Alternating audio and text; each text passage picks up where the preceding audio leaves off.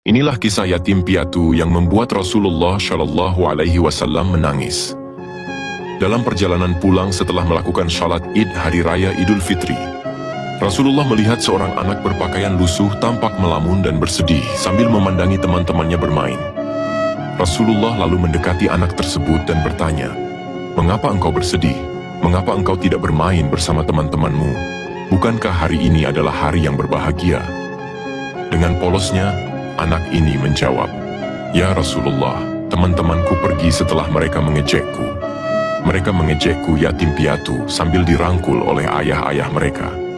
Mereka mengejekku kotor dan lusuh sambil memperlihatkan baju-baju baru mereka. Ya Rasulullah, aku menangis mengingat perkataan mereka.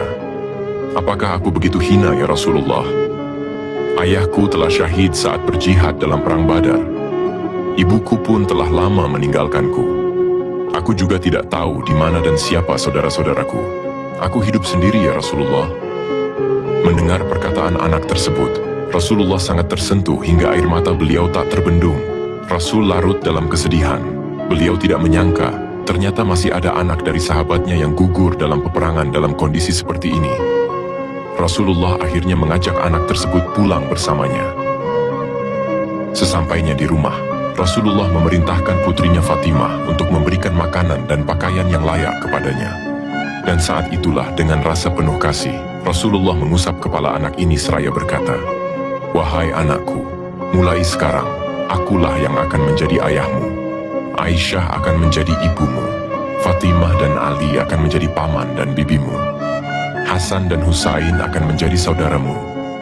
Wahai anakku, mulai sekarang mintalah kepadaku apa yang kau mau." Mendengar perkataan Rasulullah, anak yatim piatu tersebut merasa sangat senang dan berbahagia. Sekarang ia tidak lagi merasa sedih larut dalam kesendirian. Bahkan keluarga Rasulullah yang mulia, kini telah menjadi keluarganya.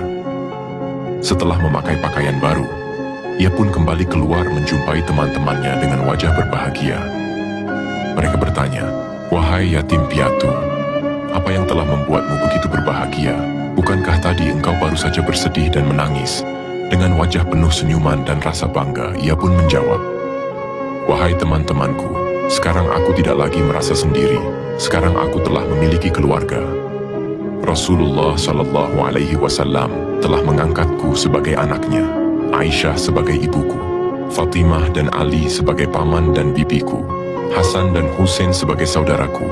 Sekarang diriku adalah bagian dari keluarga Rasulullah Shallallahu Alaihi Wasallam." Teman-temannya kemudian berkata, "Sungguh beruntung dirimu wahai sahabatku." Setelah kejadian itu, anak yatim piatu tersebut tumbuh dengan keyakinan bahwa ia tidak pernah merasa sendiri. Ia tahu, di hatinya ada kasih sayang Rasulullah yang selalu menguatkan langkahnya.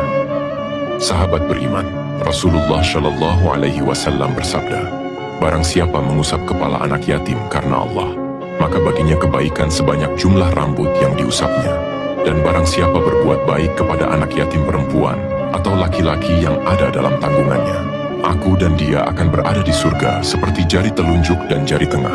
Hadis riwayat Ahmad.